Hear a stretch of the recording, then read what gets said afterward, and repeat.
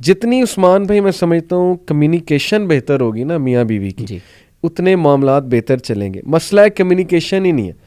وہ آگے سے شکایت کرتی ہوں, جھڑک دیتا ہے, آف ہو جاتا ہے, ناراض ہو کے چلا جاتا ہے, روب جماتا ہے کہ تم کون ہوتی ہے مجھ پہ شکایت کرنے والی. اس سے وہی آپ کے والی بات ہے, معاملات بگڑتے ہیں اور طلاق تک جو ہے وہ اللہ علی بھائی معاف اس کا کرے. اپوزٹ پہلو بھی ہے کہ کچھ مرد اتنے شریف ہوتے ہیں, وہ بیچارے ان کے ساتھ ایسے معاملات ہو رہے ہیں. ہاں بیوی صاحبہ سب سے ہنس کے بات کریں گی, اپنی امی کا, اپنے بھائی کا, اپنے ابو کا فون آ جائے گا نا تو کیا بات ہے. جب وہ اپنے ہسبینڈ کے بھائی کا فون آ جائے گا یا بہن کا فون آ جائے گا تو فوری ان کے سر میں درد ہوتی ہے.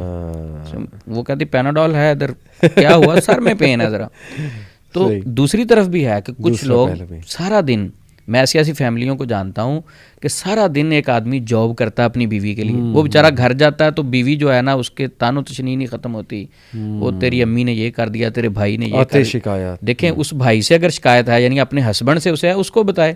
دوسرے لوگوں کی شکایات اس نے تو نہیں حل کرنی. دوسرا وہ شکایات اس کے سامنے رکھنے کا فائدہ کیا جو وہ حل ہی نہیں کر سکتی, جو حل عثمان بھی نہیں حل ہو سکتی, اور وہاں صبر اور بہت سی چیزیں کرنی پڑتی ہیں. اب ایک دوست میرا, اس کا فون آیا تو ان کی وائف بھی کال پہ تھی, کانفرنس کال میں, تو انہوں نے شکایت لگائی کہ ان کی امی نے مجھے یہ کہا.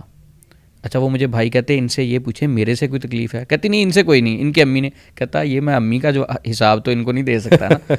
دیکھیں وہ مدر ہیں, نہیں ان کے اختیار میں. جب بندہ بوڑھا ہوتا ہے تو بچوں والا ذہن ہو جاتا ہے, نہیں ان کے اختیار میں رہتا. اگر آپ صبر کریں گی, کل کو آپ نے بھی تو اس سٹیج پہ پہنچنا ہے. لیکن آپ کی باتوں سے بھی بہت سارے لوگ صبر کریں گے. بندہ سن لے, حکمت اختیار کرے, سن لے, کیونکہ ہو سکتا ہے وہ صرف سنا رہی ہوں, ہو سکتا ہے انہیں سلوشن نہ چاہیے ہو, وہ چاہتی ہیں کہ بس میری کوئی سن لے. کیونکہ میں یہ بھی سمجھتا ہوں عثمان بھی اگر وہ نہیں سنے گا نا تو پھر ان کی دوستیں سنیں گی جی, یا ان کی بہن سنے گی بڑی, وہاں سے پھر ہو سکتا ہے کچھ نیگیٹو بات آئے. جی بالکل, اگر وہاں تربیت نہیں ہوئی تو وہ بھی نقصان میں. لیکن سننے کے بعد وہ بات ختم ہو جانی چاہیے نا. ہاں اب وہ جب سن لی ہے, وہ کہتے رسپانس دیں جناب, آپ کو یہ پورا حل کریں, مسئلہ حل کریں. اچھا حل کیسے کریں؟ وہ کہتے ہیں امی کو سامنے بٹھائیں. ٹھیک ہے, اس میں بھی کوئی حرج نہیں, والدہ کو بٹھا کے پوچھیں یہ بھی ہماری بیٹی ہے, آپ کی بیٹی ہے, تو یہ بات ہو رہی, اس میں حرج کوئی نہیں ہے. اب یہ بات پوچھی تو امی کلاس لے لے گی, تم نے تو بیگم کو سر پہ چڑھا لیا. مرد کا بڑے مشکل سچویشن کبھی کبھی ہو جاتی ہے. میں ایسا ہو جاتا ہے. مجھے ایک چھوٹی سی لڑائی میرے اپنے گھر میں ہوئی. اچھا, وہ میری مدر نے, میری والدہ نے میری بیوی کو کہا تو تے میرا منڈا قابو کیتا ہوا ہے. اچھا ٹھیک ہے, اب سمپل بات ہے, میں نے کہا نہیں دیکھیں جو آپ کے رائٹس ہیں وہ آپ کو دینے, جو ان کے, میں ہنس کے بات کرتا ہوں اچھے طریقے سے, وہ رائٹس ہیں. اب موجودہ دور ایسا چل رہا ہے کہ آپ اچھے طریقے سے رہیں تو وہ کہتے لگتا ہے اس پہ کوئی جادو کروا دیا بیوی نے. یہ بدگمانی ہے. مثلا شوہر گھر پہ آیا, بیوی نے شوہر کے کان بھرے, والدہ نے شوہر کے کان بھرے, بھائی نے بھرے, والد نے بھرے. اب وہ جو شوہر ہے وہ بیچارہ ڈپریسڈ ہو جاتا ہے. اب جب وہ ریئیکشن دیتا ہے, اس کے ریئیکشن پر گھر کا ماحول خراب ہوا, اور خراب ہوتا گیا, حتیٰ کہ اس ٹینشن کی وجہ سے برے خواب آنا شروع ہوئے. جب برے خواب آنا شروع ہوئے, بیوی کو بھی برے خواب آنا شروع ہوئے. اب بیوی صاحبہ چھپ کے عمل سے رابطہ کرتی ہیں, استخارہ کریں, گھر کا ماحول سیدھا نہیں ہو رہا. اب وہ عمل استخارہ کر کے بتاتا ہے کہ آپ کے گھر پہ تو بڑا سخت جادو ہو گیا. تو یہ جو جادو ہے, جو یہ ساری مینجمنٹ ساری فیل ہو چکی ہے, آپ ایک دوسرے کی بات ہی نہیں سنتے, ایک دوسرے سے اتنی دوری ہے, بات کو نہیں سمجھ رہے, یہ جادو کی کیفیت ہے, نیگیٹو ریز سارے گھر میں آ گئی. تو وہ کہتا ہے بڑا سخت جادو ہے. تو خاتون کہتی ہے کہ پھر آپ اس کا حل کیا ہے؟ تو وہ پھر آگے حل بتاتا ہے کتنی اماؤنٹ بھیجیں, یا کئی شیطانی عمل ہوتے ہیں, پکچریں منگوا لیتے ہیں. ٹھیک ہے, 100 مسائل اور رستے شیطانی کھلنا شروع ہو جاتے ہیں.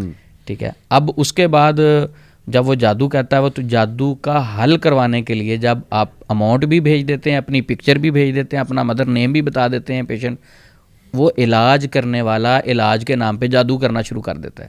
الٹا پڑ جاتا ہے. الٹا یعنی وہ علاج کی غرض سے گئے, وہ تو بیچارے علاج کے لیے گئے تھے, تو علاج والے نے علاج کے نام پر جادو کرنا شروع کر دیا. اب اوریجنل جادو ہو گیا, پہلے بھی جادو تھا, اس نے بھی اپنی اماؤنٹ حاصل کرنے کے لیے, بزنس چلانے کے لیے جادو کرنا شروع کر دیا.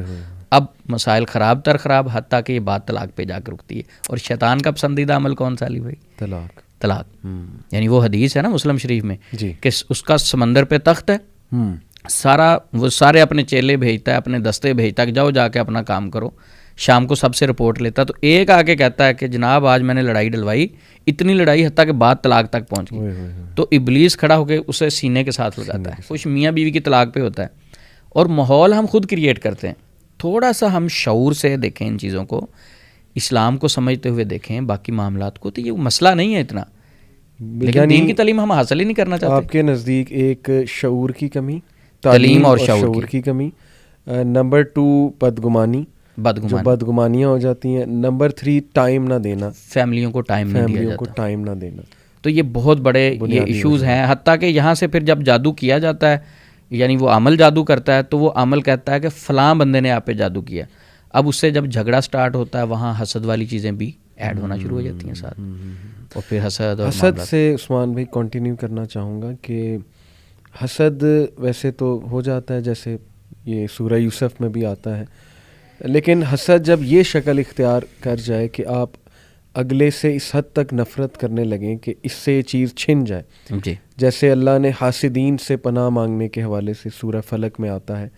تو میں یہ سن رہا تھا کہ حاسد وہ ہوتا ہے جو یہ چاہے کہ اگلے سے چیز چھن جائے, نعمت چھن جائے اور مجھے مل جائے, یا بس یہ تباہ و برباد ہو جائے. اس لیول تک عثمان بھائی بندہ کیسے چلا جاتا ہے؟ میں کبھی کبھی سوچتا ہوں اور مجھے جواب بڑا مشکل ہو جاتا ہے کہ یار اس لیول تک بندہ گر گیا ہے کہ وہ اگلے کی موت چاہ رہا ہے. لوگ جادو کروانے تک چلے جاتے ہیں حسد کی وجہ سے. کیسے انسان اتنا گر جاتا ہے عثمان بھائی؟ علی بھائی سب سے پہلے دیکھیں گے جو سب سے پہلے حسد کس نے کیا؟ ابلیس نے ہمارے باپ آدم علیہ السلام سے کیا. صحیح. اب ہم مسئلہ دیکھیں گے کہ مسئلہ کیا بنا تھا ان کے درمیان. وہ ایک ہی جملہ تھا. آج کل ہمارے معاشرے میں وہ جملہ گردش کر, اس نے کیا کہا تھا؟ انا خیر منہ.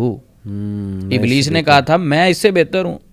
انا خیر منہ, یعنی اللہ تو نے اس کو مٹی سے پیدا کیا, مجھے آگ سے آگ اوپر جاتی مٹی نیچے, میں اس سے بہتر ہوں اور میں سجدہ کروں.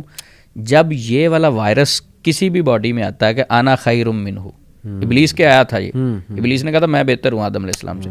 انسانوں میں بھی جس کی باڈی میں یہ وائرس آتا ہے, جس طرح کووڈ آتا ہے نا, زبان کا ذائقہ چلا جاتا ہے, کووڈ آتا ہے تو کھانسی ہوتی ہے, سانس مشکل ہو جاتا ہے اور مسائل کئی آتے ہیں. جس باڈی کے اندر یہ انا خیر منہ یہ وائرس آتا ہے نا کہ میں اس سے بہتر ہوں, یہاں پھر تباہی آتی, وہاں حسد پیدا ہوتا ہے. پھر آپ کی باڈی نیگیٹو ریز کا ٹاور بن جاتی. اللہ کے نبی نے فرمایا العین تدخل الرجل القبر والجمل القدرہ, نظر بد انسان کو قبر میں, اونٹ کو ہنڈیا میں لے جاتی.